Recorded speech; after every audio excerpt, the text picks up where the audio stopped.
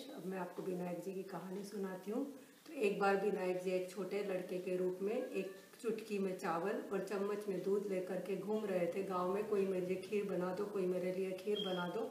तो एक बुढ़िया माई बोली, लाओ मैं खीर बना दूँ। कह करके वो एक कटोरा लेकर के आई। तो विनायक जी बोले, कटोरे से क्या होगा माई, बड़ा भगोना लेकर के आओ। तो माई बोली, बड़े भगोने से क्या करोगे, कटोरा ही बहुत है। तो विनायक जी महाराज बोले कि नहीं नहीं, तुम भगोना ला करके देखो। तो बुढ़िया जा करके भगोना लेकर के आई। जैसे ही वो चम्मच भर दूध भगोने में डाला, दूध का भगोना ऊपर तक भर गया। विनायक जी बोले, माई तू खीर बना, मैं तब तक आता हूँ। कहकर विनायक जी वहाँ से चले गए। तो माई ने जब उसने खीर चढ़ा दी, खीर बन करके तैयार हो गई, पर विनायक जी आए नहीं। बुढ़िया माई का मन खीर खाने का हुआ।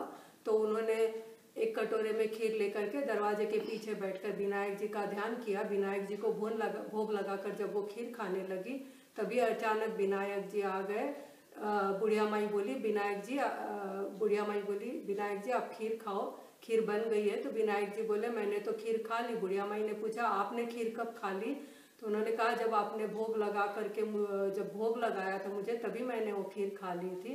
ऐसा कहकर विनायक जी, बुढ़िया माई ने पूछा, इतनी सारी खीर का अब मैं क्या करूं? तो विनायक जी बोले, सारे गांव को खीर खिलाओ। पूरे गांव को खीर खिलाने के बाद में भी वो खीर खत्म नहीं हुई। जिस तरह विनायक जी महाराज ने उस बुढ़िया माई का भंडार भरा था, उसी तरह हम सबका भंडार भी हमेशा भर करके रखना।